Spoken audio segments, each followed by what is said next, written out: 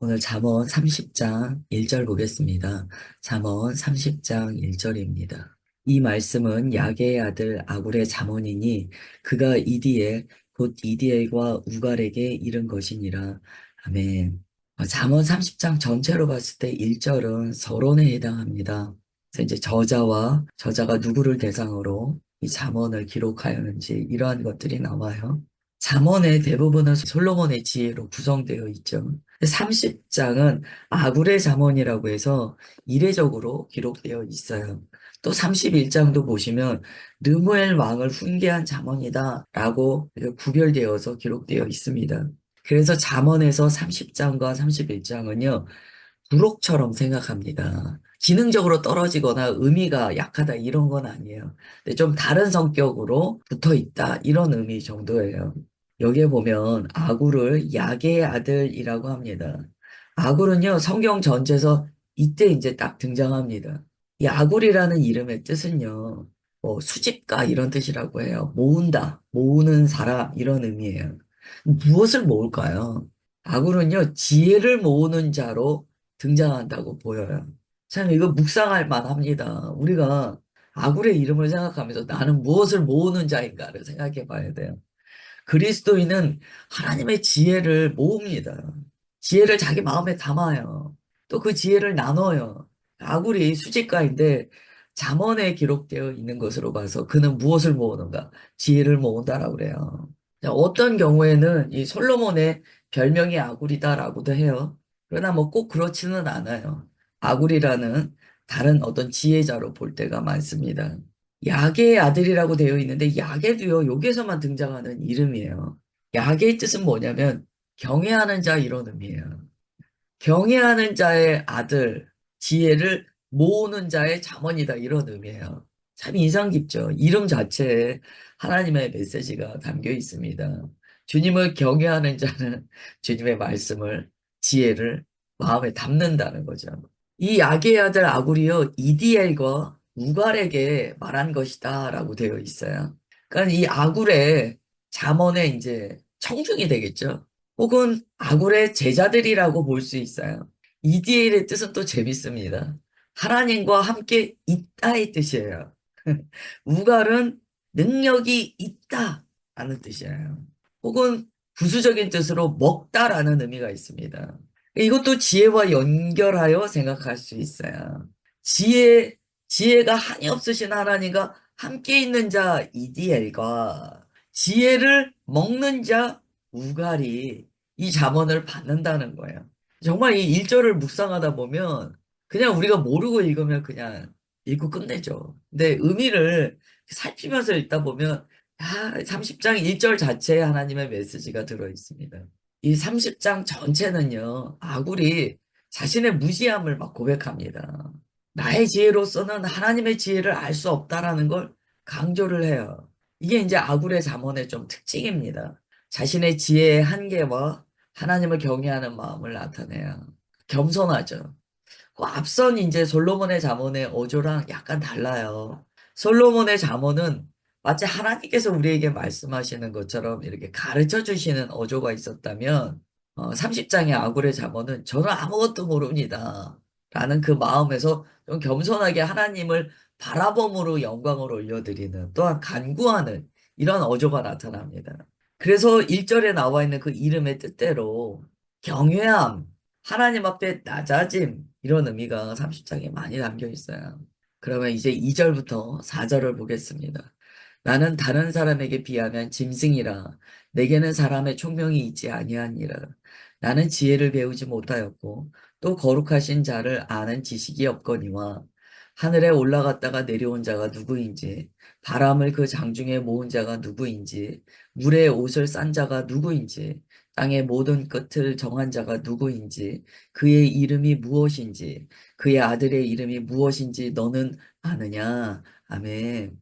모른다는 거예요. 나는 모릅니다. 그러나 주님께서는 아십니다. 그 잠언 전체를 읽다가요. 이 30장에 딱 오면 사실 요 30장에서 좀 독특하게 우리의 심령을 만지시는 아주 강한 은혜가 있습니다. 나는 모릅니다. 라고 고백을 하는 거죠. 우리가 지금 얼마나 이 지식의 홍수 속에 살고 있습니까? 이게 정말 하나님으로부터 온 지혜인지 사람이 만들어낸 지혜인지 구분되지 않을 정도의 이 홍수 속에 우리가 살고 있어요. 그래서 말 잘하는 어떤 강연자의 강의만 들어도 우리가 고개가 막 끄덕거려지는 거예요. 그 정도로 지식의 홍수 시대에 살고 있습니다. 이렇게 지식이 많을 때는요, 사실은 마음이 혼란스러울 수 있어요. 많은 것 같은데, 그러면 저렇게 많은 지식 가운데 내가 무엇을 취하며 살아야 되는가? 왜냐하면 각자의 지식이요. 서로 수정 보완되면 좋겠지만 무언가 결이 다르다, 방향성이 다르다라고 생각되는 지식들이 있기 때문이에요. 그러니까 지금은 지식이 없는 시대가 아니에요. 너무 많아서 거기서 지식을 선별해야 되는 시대입니다. 지식을 어떻게 우리가 구별하여 하나님의 지식을 취할 수 있습니까? 기준은 성경이에요. 그래서 우리가 성경을 봐야 돼요. 성경에 나와 있는 주님의 말씀을 기초로 해서 우리가 지식을 받아야지 이걸 기초로 하지 않으면 분별이 잘 안 됩니다. 그래서 막 이것저것 막 받게 돼요. 하나님으로부터 오는 지혜는 생명입니다. 근데 어떻게 이 생명을 받을 수 있는가? 주님의 말씀으로 우리가 분별하는데요. 그 기본적인 마음의 자세는 결국 겸손이에요. 나는 아무것도 아닙니다. 나는 모릅니다. 오직 주님께서만 능력이 있으시고 주님께서만 지혜를 가지고 계십니다. 이 고백이 있어야 돼요. 자, 아굴이 2절부터 4절까지 보면 세 가지 고백을 해요. 2절에 보시면 나는 짐승과 같습니다. 나는 다른 사람에 비하면 나는 짐승입니다. 나는 총명이 없습니다. 자기 자신을 짐승에 비유합니다. 이건 아굴이요 지나치게 겸손하게 말하는 게 아니야. 자기 자신의 실제적인 존재에 대해서 스스로 느낀 거예요. 감각한 거예요. 그 고백입니다. 여러분, 우리가 지혜를요, 정말 원하고 하나님의 지혜를 받기 위하여 갈망하면은요, 그때 깨닫게 되는 것이 있습니다. 야, 나는 짐승이네. 나는 아무것도 모르네. 이게 나온다는 거예요. 이 역설이긴 하지만요, 내가 지혜 있다라고 말하는 사람은요, 그만큼 지혜를 찾지 않는다는 거예요. 정말 지혜를 찾는 사람은요, 지혜를 찾고 찾으면 찾을수록 내가 아무것도 모른다는 걸 발견하거든요. 그러면서, 아, 내 본성에는 지혜가 없구나. 나는 본질적으로 하나님의 지혜와 먼 짐승과 같은 자이구나. 이게 고백이 나온다는 거야. 자신의 한계를 인정하게 된다는 거야. 그래서 안다 하는 자는 모르는 자요. 자기 스스로 모른다라고 엎드리는 자는 오히려 그 사람이 아는 자로 나아가고 있습니다. 2절은 그 말씀이에요.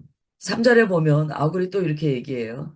나는 지혜를 배우지 못하였고 또 거룩하신 자를 아는 지식이 없다. 아니 지금 아굴의 잠언인데 나는 짐승 같고 나는 총명이 없고 나는 지혜를 못 배웠고 거룩하신 자를 아는 지식이 없다. 이게 어떻게 잠언이 됩니까? 이게 잠언이라는 거예요. 여러분 이 역설을 이해하셔야 돼요. 나는 정말 아무것도 모릅니다. 나는 하나님을 아는 지식도 없습니다. 이렇게 고백하는 것 자체가 잠언이라는 거예요. 이 고백이 얼마나 귀한 고백인가에 대해서 가르쳐 주시는 거예요. 지혜를 배우지 못하였다는 게 무엇입니까? 결국 우리가 하나님에 대해서 다 할 수 없다는 무지의 선언이에요. 우리가 주님 앞에 섰을 때 무엇을 안다라고 고백할 수 있습니까? 바로 이 고백이 코람데오의 고백이에요. 우리가 주님 앞에 섰을 때 나의 의의를 주장할 수 있습니까? 우리가 주님 앞에서 감히 스스로 지혜롭다라고 말할 수 있습니까? 그럴 수 없는 거예요. 아굴의 잠언은요, 아굴이 하나님 앞에 있다라는 것을 증거해주는 잠언입니다. 그가 정말 자신의 낮음과 피조물로서의 하나님을 경외함을 그대로 고백하고 있다는 거예요. 4절 보세요. 5가지의 질문이 나와요. 하늘에 올라갔다 내려온 자가 누구냐? 바람을 그 장중에 모은 자가 누구인지, 물을 옷에 싼 자가 누구인지, 땅의 모든 끝을 정한 자가 누구인지, 그의 이름이 무엇인지, 그의 아들의 이름이 무엇인지 너는 아느냐? 이게 뭡니까? 이 5가지의 질문에 답할 수 있는 자가 있는가? 모든 이 잠언을 듣는 자에게 질문하는 거예요. 너는 아느냐? 결국 아굴이요. 2절과 3절의 고백을 이 잠언을 듣는 이들에게 동일하게 고백할 수 있도록 질문하는 거예요. 여러분, 우리가 뭘 압니까? 우리가 모른다는 거예요. 하나님의 그 섭리와 하나님의 위대하심과 하나님의 행하심을 우리가 다 어떻게 알겠습니까? 모른다는 거예요. 4절의 질문에 답하라 라고 요구하면서 결국 요구하는 답변은요, 2절과 3절의 답변이에요. 주님, 저는 무지합니다. 주님, 저는 무능합니다. 모른다는 거야. 그리고 결국 4절의 질문을 통하여 우리는 무엇을 깨닫게 되냐면, 하나님이십니다. 오직 하나님이십니다. 라는 답을 하게 됩니다. 이 4절은요, 이 CCC에서 백문일답 하잖아요. 예수님으로 답하게 하잖아요. 모든 질문을 막 만들어 봅니다. 그 답이 다 예수님이라는 것을 발견하게 돼요. 그래서 백문일답을 통하여 우리가 결국 내 인생의 결론은 예수님입니다. 라고 고백하게 됩니다. 백문일답을 스스로 만들어서 하다 보면 정말 우리 마음에 은혜가 돼요. 결국 내 삶의 마스터키가 예수님이라는 것을 우리가 고백할 수밖에 없거든요. 잠언 30장 4절에 그 내용이 나온다는 거예요. 너는 아느냐? 너는 아느냐? 모릅니다, 모릅니다 하다가 결국 답이, 하나님이십니다. 예수 그리스도이십니다. 답이 나오는 거예요. 그러면서 우리의 인생의 존재의 이유, 그리고 그 결말, 모두 예수님이십니다. 라는 것이 고백이 됩니다. 그러면서 우리의 주권이 주님께 의탁되어지는 역사가 일어나기 시작해요. 아구레 자문이 참, 하나님의 지혜와 감동이 있습니다. 그 다음에 5절이에요. 5절, 6절 보겠습니다. 하나님의 말씀은 다 순전하며 하나님은 그를 의지하는 자의 방패시니라. 너는 그의 말씀에 더하지 말라. 그가 너를 책망하시겠고 너는 거짓말하는 자가 될까 두려우니라. 아멘. 5절과 6절에서 뭐라고 이야기하냐면 하나님의 말씀은 순전하시다는 거야. 깨끗하시다는 거예요. 조금도 거짓도 없고 어두움도 없으시다는 거야. 그래서 하나님을 의지하는 자의 방패가 되신대요. 그러므로 우리는 어떻게 해야 되냐면 그의 말씀에 더하지 말아야 합니다. 빼지도 더하지도 말아야 돼요. 주님의 말씀은 순전하시기 때문에 순전한 그대로를 우리는 받아야 돼요. 말씀이 완전하시다, 순전하시다라는 이 고백은요, 신앙의 기초입니다. 하나님의 말씀에 완전함에 대한 믿음이 없다면 우리는 온전한 그리스도인이 될 수 없어요. 종교 개혁도요, 왜 말씀을 기초하여 일어납니까? 말씀이 우리의 믿음의 기초이기 때문이에요. 5절에서요, 하나님의 말씀은 순전하다. 이런 표현이에요. 하나님의 말씀은 우리를 구원하시기에 충분합니다. 완전합니다. 온전합니다. 그래서 우리는 말씀에 집중하고 말씀과 연합되는 거예요. 제자는 주님의 말씀의 길을 따르는 자예요. 그게 결국 시편 1편의 고백이잖아요. 복 있는 자, 하나님의 복을 받은 자는요, 반드시 그 말씀의 길을 따라간다는 거예요. 5절에서 그 이야기를 합니다. 하나님의 말씀은 순전하시다는 거예요. 완전하시다는 거예요. 그러므로 그 말씀에는 무엇을 더해서도 안 되고 빼서도 안 됩니다. 모든 말씀은 믿는 자들 안에 꼭꼭 먹어 생명의 양식으로 가득해야 됩니다. 아까 우갈의 뜻이요, 먹는다라는 의미라고 했어요. 그게 지금 말씀 가운데 녹아들어 있어요. 말씀을 100% 먹으라는 거예요. 말씀에 무언가 더하고 빼고 말씀을 가지고 자기 마음대로 뭐 좀 강한 표현입니다만 말씀으로 만약에 사람이 완악해서 장난을 하는 거죠. 자기 마음대로 요렇게 했다, 저렇게 했다. 하나님께서 책망하신다는 거야. 말씀을 가지고 그렇게 자기 마음대로 더하고 빼고 6절에 따르면 그는 거짓말하는 자가 됩니다. 말씀으로 자기 의의를 삼아 거짓말하는 것이 얼마나 무섭습니까? 그래서 6절에 두려우니라. 그건 정말 두려운 일이야. 라고 가르쳐 주세요. 다음에 7절부터 9절 보겠습니다. 내가 두 가지 일을 주께 구하였사오니 내가 죽기 전에 내게 거절하지 마시옵소서. 곧 헛된 것과 거짓말을 내게서 멀리 하옵시며 나를 가난하게도 마옵시고 부하게도 마옵시고 오직 필요한 양식으로 나를 먹이시옵소서. 혹 내가 배불러서 하나님을 모른다 여호와가 누구냐 할까 하오며 혹 내가 가난하여 도둑질하고 내 하나님의 이름을 욕되게 할까 두려워함이니이다. 아멘. 여기서 이제 두 가지를 구한다라고 되어 있습니다. 우리가 이 말씀으로요, 음, 이런 해석을 많이 해요. 너무 부자가 되게도 마시고 가난하게도 마세요.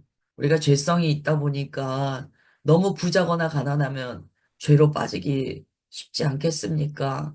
그런 해석으로 많이 씁니다. 그런데 지금 이 아굴의 잠언의 전체적인 맥락으로 한번 보세요. 그 의미만 있지 않아요. 다시 말씀드리지만 우갈이라는 뜻이 먹는다라는 뜻이었어요.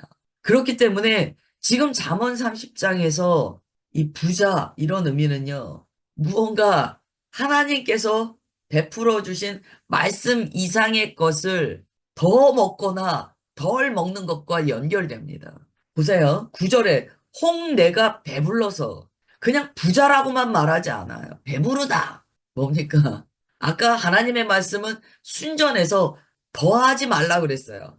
여기에다가 뭔가 보태서 세상의 어떤 이야기를 곁들여서 이야기하지 말라고 그랬어요. 그럼 여기서 배부르다는 게 뭘까요? 그냥 좀 많이 부자가 되었다. 그런 의미도 있어요. 그런데 그것만 있지 않아요. 하나님의 말씀에 더하여서 엉뚱한 것들도 더 많이 먹은 거예요. 그 관점에서 7절부터 9절을 봐야 됩니다. 아굴의 기도가 조금 더 우리가 더 열려요. 이제 두 가지를 구합니다.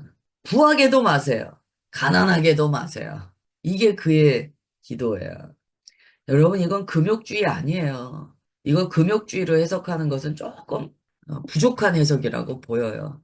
지금 이 구절이 전후에 어떤 맥락으로 기록되었는가를 본다면, 뭐, 금욕주의에 대한 말씀이다. 그렇게 볼 수는 없어요. 보시면, 먼저는 헛된 것과 거짓말을 내게서 멀리 하옵소서. 헛된 것과 거짓말은 앞에 5절, 6절과 연관 짓는다면 하나님의 말씀에 대한 어떤 왜곡이죠. 이런 하나님의 말씀을 왜곡하는 것은요, 결국 빈궁에 처하는 것과 같다는 거예요. 이거는 지혜의 빈궁이에요. 오늘은 어떤 뭐 부자의 개념으로 나누지 않겠습니다. 말씀에 입각하여 이 내용을 풀어볼 때 이것은 지혜에 대한 빈궁이에요. 지혜에 대한 가난이에요. 요한복음 17장에 보면 예수님께서 이런 말씀 하셨잖아요. 우리를 진리로 거룩하게 하옵소서라고 기도하세요. 진리로. 지금 이것은 진리에 대한 고백입니다. 그런데 또 뭐라고 기도하냐면 부하게도 마시라는 거야. 부하게도 마시라는 거예요. 뭡니까? 말씀에다가요 쓸데없는 거를 또 그냥 사람의 욕심으로 막 집어넣는 거예요. 하나님의 완전하신 말씀에 자기가 거기다 뭔가를 막 보태고 꾸미고 자기 생각 집어넣고 그러면 사람들이 볼 때는 야, 저 사람은 지혜자야. 야, 저 사람은 모르는 게 없어? 어떻게 그렇게 많아? 라고 이야기할 수 있지만 배부르면 어떻게 됩니까? 구절에 따르면 하나님을 모른다. 여호와가 누구냐? 무슨 얘기예요? 자기 지식을 자랑하는 일이 발생할 수 있다는 거예요. 놀랍잖아요. 7절부터 9절까지의 말씀이요. 우리는 어떤 이뭐 동양 사상의 중용 뭐 그런 것으로 우리가 해석하거나 혹은 금욕주의로 해석하는 경우들이 얼마나 많습니까? 그런데 잠언에서 아굴의 잠언의 의미를 우리가 살핀다면 이것은 하나님의 지혜의 말씀에 대한 부함과 빈궁함을 이야기해요. 이때 부함은 절대 좋은 뜻이 아니기 때문에 부하게 하지 마시라고 간구하는 거야. 이거는 정말 말씀을 맡은 자가 주님께 기도하여야 될 내용입니다. 주님, 주의 말씀에 제가 더하거나 빼지 않게 하옵소서. 주의 말씀만을 순전히 먹고 전하는 자가 되게 하옵소서. 이거는 먼저 저 같은 사람이 해야 될 기도예요. 또한 우리 성도님들 이 기도해야 됩니다. 얼마나 말씀의 홍수 시대에 우리가 살고 있습니까? 별의별 말씀을 다 먹다 보면 어느 날 내가 잘못된 부를 축적했다는 걸 느낄 때가 있어요. 너무 쓸데없는 게 막 들어차 있는 거예요. 그래서 나중에 보면 자기 지식으로 가득 차서 하나님의 지혜라고 이야기하는데 들어보면 순전히 세상의 철학, 자기가 해석한 것 가득가득 차 있는 거예요. 그러면 정말 주님은 억울해 하시는 주님은 절대 아니세요. 그러나 주님께서 얼마나 마음 아프시겠습니까? 여러분, 좋은 음식만 먹어야 건강에 좋은 거예요. 좋은 음식 많이 먹으면 뭐 합니까? 거기에다가 몸에 좋지 않은 거 막 먹어대는 거예요. 뭐가 좋냐는 거예요, 그게. 오늘 잠언은 그 말씀합니다. 여러분, 예수님만이 우리의 양식이에요. 광야에서요, 만나를 주셨어요? 만나만 먹으라는 거예요. 내가 너희들에게 주던 그것만 먹어. 예수님께서 나는 생명의 떡이다. 생명의 떡만 먹어. 오늘 7절과 9절은요, 정말 중요한 메시지를 담고 있어요. 여러분, 기웃기웃하지 마세요. 말씀 가지고 뭔가 특이하게 풀었다. 근데 그거 점검은 하셔야 돼요.